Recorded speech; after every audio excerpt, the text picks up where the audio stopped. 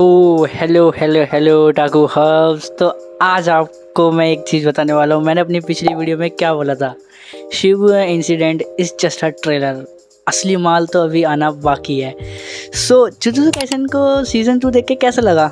मैंने क्या बोला था, सीज़न 2 काफ़ी बवाल होने वाला है। प्लस अभी रुको टेंशन मत लीजिए, अभी और मैडनेस तो बची है जो मैं आपको बताने वाला हूँ विद स्पॉयलर्स। सो अगर आपको जुजुत्सु काइसेन के स्पॉयलर नहीं चाहिए तो स्किप कर सकते हैं वीडियो। तो आज हम बात करने वाले हैं द कलिंग गेम्स।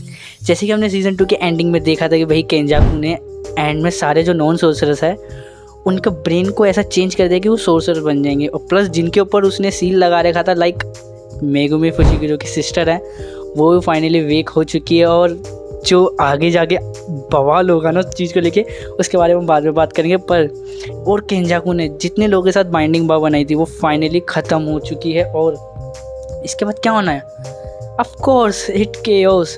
बट उससे पहले जब हमारा पूरा शिबुया इंसिडेंट ख़त्म होता है तो उसके बाद हमें क्या दिखाया जाता है कि यूटा वापस आया है। और जो मेन लोग हैं ऊपर, जो बहुत सुपीरियर है जुजुत्सु काइसेन में, वो लोग ऑर्डर देते हैं कि तुझे यूजी को एग्जीक्यूट करना है, उसे मारना है। बट जो बैटल होगी ना उस चीज़ को लेके, वो भी एपिक लेवल की होने वाली है। बट ब्रो यार, एक चीज़ समझ नहीं आती, जो मेंटल ट्रॉमा है यूजी के लिए, क्या वो लेगेसी चलती रहेगी? और चैप्टर्स के अंदर काफ़ी मेन इन्फॉर्मेशन भी दी गई है उसकी मदर को लेके कि टू व्हाट द हेल, वो केंजाकू था। वो बंदा इतना हरामी है ना, वो इतने सालों से टाइम ट्रैवल नहीं कह सकते, इतने सालों से जो चलता हुआ आ रहा है, इतना बढ़िया चीज़ें कर रहा है ना वो। इतना कभी कभार तो भैया इतना बुरा लगता है हमारे मेन कैरेक्टर के लिए कि भाई और कितनी सफरिंग बाकी है उसके लिए। बट लेकिन जो हमारी मेन फाइट का कंक्लूजन आता है उसमें यूटा हरा देता है। But they both are Gojo sensei students. तो वही वो एक बाइंडिंग बा बनाता है कि वो उसे मारेगा, बट वो वापस से उसे ज़िंदा कर देता है अपनी रिवर्स कर्स टेक्निक है। तो यहाँ दोस्तों, गोजो के बाद यूटा ओकोत्सु ऐसा बंदा है जो रिवर्स कर्स टेक्निक यूज़ कर सकता है जीजे के वर्ल्ड में। ऐसा नहीं है, काफ़ी नहीं है, केंजाकू यूज़ कर सकता है, सगुना यूज़ कर सकता है, बट है और भी धुरंधर बचे हैं। तो हमारी कलिंग गेम स्टार्ट होती है। इसके अंदर काफ़ी रूल्स होते हैं दोस्तों, मैं बता रहा हूँ। इसके अंदर एक से बढ़कर एक बैटल दिखाई देगी। और बैटल शुरू होने से पहले हम आखिरकार टेंगिन से भी मिल जाते हैं। जी हाँ, सीज़न 2 में हिडन इन्वेंट्री आर्क तो आपको पता ही होगी, जिसके पीछे इतना बवाल हुआ कि भाई टेंगन से जो वेसल मर्ज होने वाला था हमारा अमानाई रिको, भाई टेंगन था कौन? हमें देखना था कि भाई जिसके चक्कर में सब हो रहा है सब कुछ। और जो उसकी बैरियर टेक्निक है एक्चुअली में, कि वो बंदा पूरे जुजुत्सु वर्ल्ड को कंट्रोल कर रहा है एक्चुअली में, और उसको लेके जो साइकोलॉजिकल बैटल चल रहे हैं लोगों के अंदर। तो फाइनली हम टेंगन से मिलते हैं और डूड उसे देखने के बाद क्या लगता है, ये दिस शिट, इस बंदे के लिए पूरा जुजुत्सु वर्ल्ड पूरा फक्ड अप स्टेज में। पर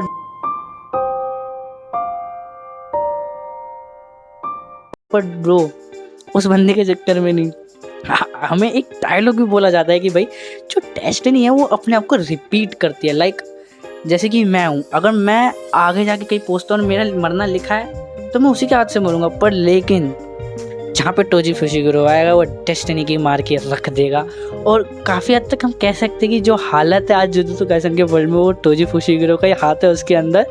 बट जिस तरह से हमें आगे ये भी बताया जाता है कि जैसे प्रेजेंट रियल में उसे बंद कर रखा है अभी गोजो को, बट लेकिन वो सिर्फ उसका फ्रंट था, मतलब टेंगन के पास उसका बैक है।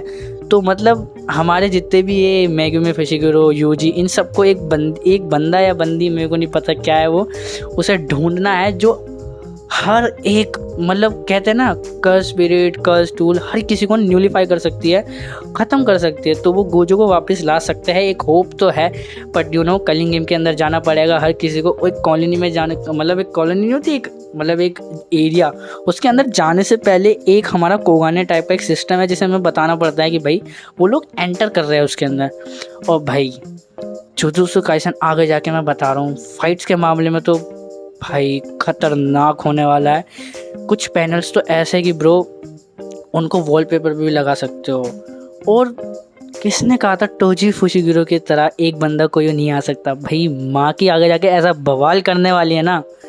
आपको मैं पहले ही बता देता हूँ कि अगर आपने हकारी का नाम नहीं सुना है ना तो आप बहुत चीज़ें मिस करने वाले हो। हकारी ब्रो, वो बंदा एक ऐसा बंदा है जिसे कहते हैं कि अगर गोजो अपने वीकेस्ट स्टेज में होगा ना तो हकारी एक ऐसा बंदा है जो गोजो को हरा सकता है। तो तुम सोच सकते हो हकारी कितनी बड़ी पावर होल्ड करता है। और भाई हकारी का जो डोमेन एक्सपांशन है ना भाई, वो इतना यूनिक है ना कि भाई वो बंदा इन्फिनिट कर्स एनर्जी अपने अंदर ला सकता है एक बार उसने अपना डोमेन एक्सपेंशन, मतलब उसका एक डोमेन एक्सपेंशन ऐसा है ना कि एक लकी ड्रॉ की तरह, मतलब पहले में वो हारेगा, दूसरे में उसका 80% चांस है, तीसरे में भाई उसको मतलब जीतना ही है वो लकी ड्रॉ। और उसके बाद जो 4 मिनट का उसको जो इन्फिनिट कर्स टेक्निक मिलेगी ना उसे वो, और जो भाई काशी में हाजिबो वर्सेस हकारी की फाइट होने वाली है, काफ़ी बवाल हो जाएगी, काफ़ी बवाल।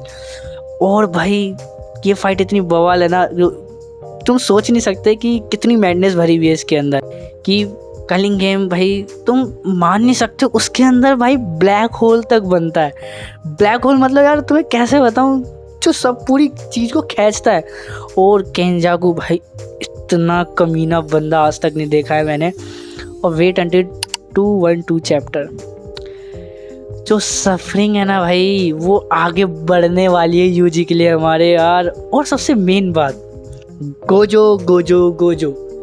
हमारे एनिमी के अंदर दो बड़े बड़े इवेंट हुए थे एक मांगा और एनिमी के अंदर। सबसे पहली बात, गोजो को सील कर दिया था। भाई सबसे बड़ी बात होती है गोजो को सील कर देना।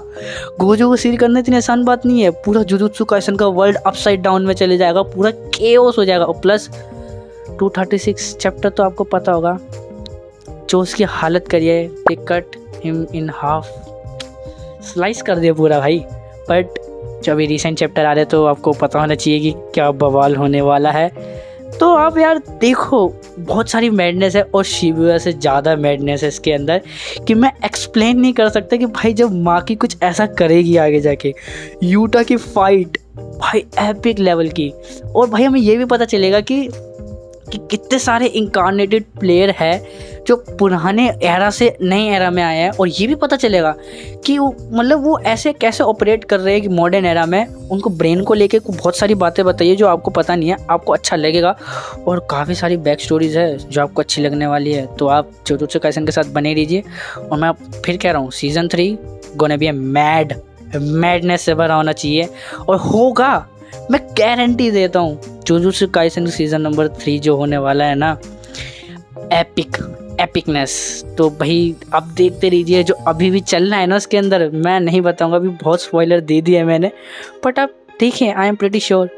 तो देखते रहिए और मैडनेस को एंजॉय करते रहिए, बिकॉज जुजुत्सु का असली नाम ही मैडनेस है। और यार एक चीज़ है जो बहुत कंट्रोवर्शियल चल रही है इसको लेके कि उसका फैंडम, या मैं कह सकता हूँ कि उसका फैंडम थोड़ा है यार, ट्रैश है। बट उसके चक्कर में एक बढ़िया एनिमे को हम ख़राब नहीं कर सकते यार। जुजुत्सु काइसेन काफ़ी अच्छा है और मॉडर्न जनरेशन के हिसाब से तो बहुत बढ़िया, क्योंकि नो फिलर्स यार। हम जैसे लोग जो नारुतो फैंस है, वन पीस फैन है, ब्लीच फैंस हैं, उन लोगों ने फिलर्स का कितना सामना करा आपको पता ही है। पर लेकिन आजकल के जो मॉडर्न जनरेशन के लोग हैं एनीमे देख रहे हैं, उनको इन सब चीज़ों का फेस नहीं करना पड़ रहा। तो यार तुम आराम से देखो, क्यों टॉक्सिसिटी फैला रहे हो लोगों के सामने। एक अच्छे एनीमे की रेपुटेशन तुम ख़राब कर रहे हो। और देखते रहो जुजुत्सु काइसेन, काफ़ी हद तक तो भाई बहुत आगे जाके तो यार इतने फाइट्स ऐसे आने वाली है ना कि पैनल्स के जो है ना, तुम उनके वॉलपेपर लगाओगे आगे जाके। तो आप देखते रहिए। और मैडनेस का तो तुम्हें पता है सीज़न 3 में आने वाला है। तो तब तक के लिए tata bye bye and see you, sayonara.